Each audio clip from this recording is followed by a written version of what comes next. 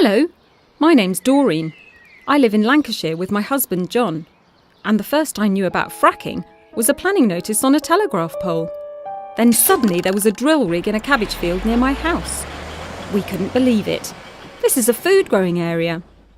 What Doreen and John are experiencing is the first stage of unconventional gas exploration. A company moves in and builds a well pad. They put up fences and gates and a drill rig arrives. In Lancashire and Sussex, they are after shale gas. They drill down and then sideways through the shale rock. Millions of gallons of fresh water, chemicals and sand are injected to force the rock apart. The sand holds the fractures open, letting the gas flow out. Up to 70% of the water and chemicals flow back up, laced with toxins and radiation from the shale. In the Midlands, the West Country, Wales and Scotland, they are after coalbed methane. They drill down and then drill sideways through the coal. The groundwater that is trapping the methane gas has to be pumped out continuously so that the gas can come to the surface. Coal seams are sometimes fracked to stimulate the flow. Some companies have plans for underground coal gasification, setting fire to coal underground, partially burning it and bringing up a stream of carbon monoxide, hydrogen and methane. The government has already sold off licences for large areas of the country. Drilling for shale gas and coalbed methane has already started across Britain, with over 100 planning permissions granted. There are over 20 licences for underground coal gasification around our coastline, and the government is poised to sell off licences for more of the country.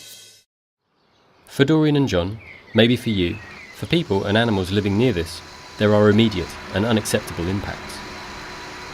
There is heavy traffic. There is dust, air pollution, light pollution, and noise. But this is just the start. Unconventional gas extraction is unlike anything we have seen before. It requires thousands of wells to be drilled. If exploration turns into production, trucks and tankers move machinery and service sites. Pipelines connect sites to compressor stations and gas processing plants. More tankers or pipelines are used to move water and waste to treatment plants.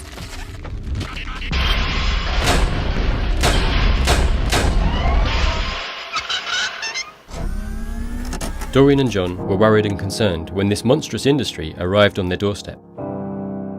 Now they see it for what it really is. The industry has powerful friends with vested interests. It employs lobbyists to peddle lies and false promises. Unconventional gas is very expensive to produce. The industry needs high energy prices to make a profit. These gas wells decline quickly. Constant drilling and investment are needed just to stand still. All these energy sources are unsustainable. They threaten and damage existing industries and employment. The oil and gas industry has a dismal track record. It spends millions on publicity each year to discredit scientific studies and increasing evidence that it is unsafe, high risk and dirty. Unconventional gas extraction pollutes our air. Air pollution is insidious and can be hard to detect. The industry actively pollutes clean drinking water. Water we all rely on for life.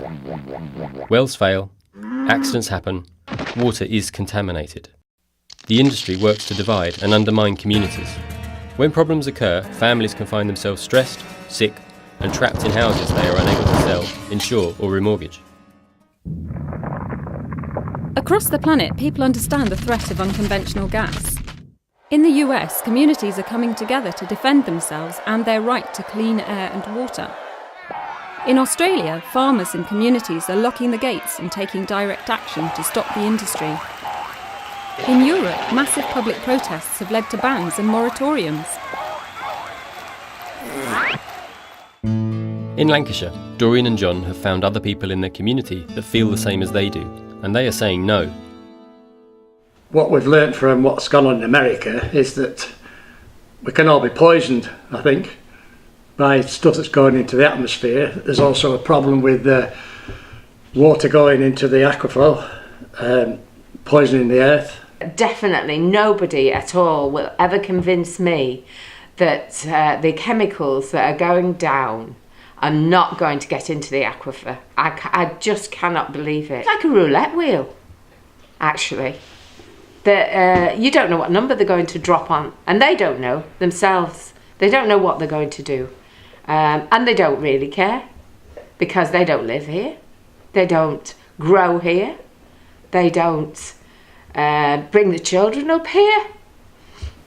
My message to the people of Lancashire and Britain would be, they've got to find out about fracking. They've got to find out what harm it's going to do. And we, unfortunately, in Lancashire, are the beginning of it. But people in other parts of the country have got to realise that it's coming to them as well. And we need to stop this now. If you don't want a fracked future, do something. Share this film with your friends and family and spread the word. Check the map to see if unconventional gas is coming to your area and follow these links to find out more. A strong, well-organised community is the best defence against this industry. Why not follow the example of these groups and start one in your area?